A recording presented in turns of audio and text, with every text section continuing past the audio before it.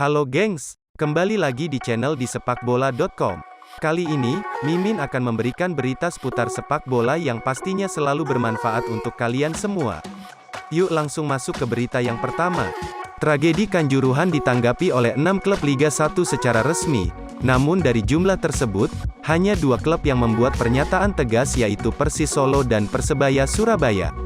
Kedua klub tersebut bahkan mengirimkan surat pernyataan tentang tuntutan untuk PSSI menyelenggarakan KLB, Kongres Luar Biasa, seperti yang direkomendasikan oleh TGIPF.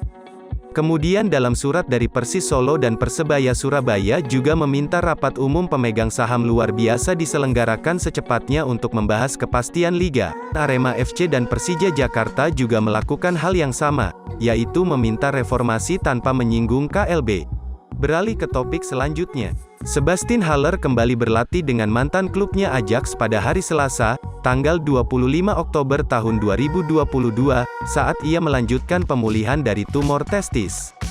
Haller menerima diagnosis tak lama setelah menandatangani kontrak dengan Borussia Dortmund, seharga 31 juta pound sterling pada bulan Juli mendatang. Hal yang mengesankan karena membuatnya mencetak 34 gol di semua kompetisi untuk raksasa Belanda. Berbicara kepada UEFA awal bulan ini, ia mengungkapkan bahwa telah menghabiskan 5 hari pada suatu waktu di rumah sakit, di mana saya terhubung setiap hari, dan tidak bisa bangun dari tempat tidur saat perawatan disuntikkan. Berita selanjutnya datang dari Liga Spanyol di mana Barcelona telah meningkatkan pencarian mereka untuk pengganti Sergio Busquets dengan tujuan mengontrak gelandang baru pada Januari mendatang. Barca mengumumkan kesepakatan untuk pemain Real Sociedad Martin Zubimendi dan Ruben Neves dari Wolves di musim panas sebagai opsi yang memungkinkan jika Frenkie de Jong pindah ke Premier League. Namun de Jong menegaskan bahwa dia ingin bertahan di Barcelona meskipun ada tekanan dari klub untuk menerima transfer atau setuju untuk mengurangi gajinya. Hanya beberapa bulan kemudian, Barca akan kembali ke pasar untuk gelandang bertahan baru saat mereka mulai mempersiapkan tim tanpa Sergio Busquets. Busquets akan habis kontraknya pada akhir musim dan menerima kritik atas kesalahan dalam kekalahan mereka baru-baru ini melawan Inter Milan dan Real Madrid. Sergio Busquets belum secara resmi membuat keputusan tentang masa depannya dan tidak akan melakukannya sampai Piala Dunia 2022 berakhir.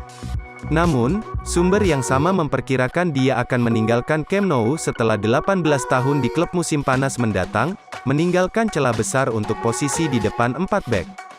Beralih ke Serie A.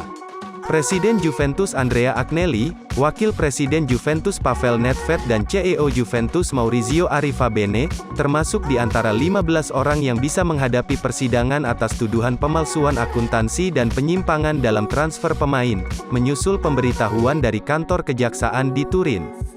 Jaksa telah menyelidiki sejak tahun lalu apakah Juventus, yang terdaftar di Bursa Saham Milan, menguangkan komisi ilegal dari transfer dan pinjaman pemain.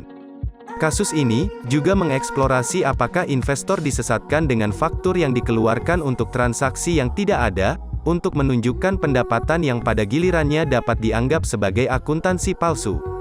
Kasus ini melibatkan kontrak pemain, transfer, dan transaksi agen antara 2018 dan 2020. Bulan lalu, Juventus melaporkan rekor kerugian sebesar 254,3 juta euro untuk tahun keuangan tahun 2021-22.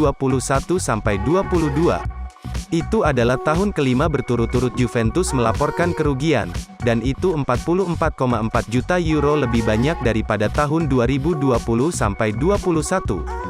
Kantor Kejaksaan mengumumkan pada hari Senin, tanggal 24 Oktober tahun 2022, bahwa 16 subjek sedang diselidiki, yaitu Juventus dan 15 orang.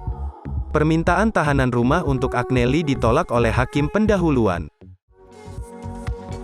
Semua berita tersebut bisa kamu akses pada situs di sepakbola.com. Jangan lupa like, komen, dan subscribe untuk dukung channel ini menjadi lebih baik. Sampai jumpa di video lainnya, gengs!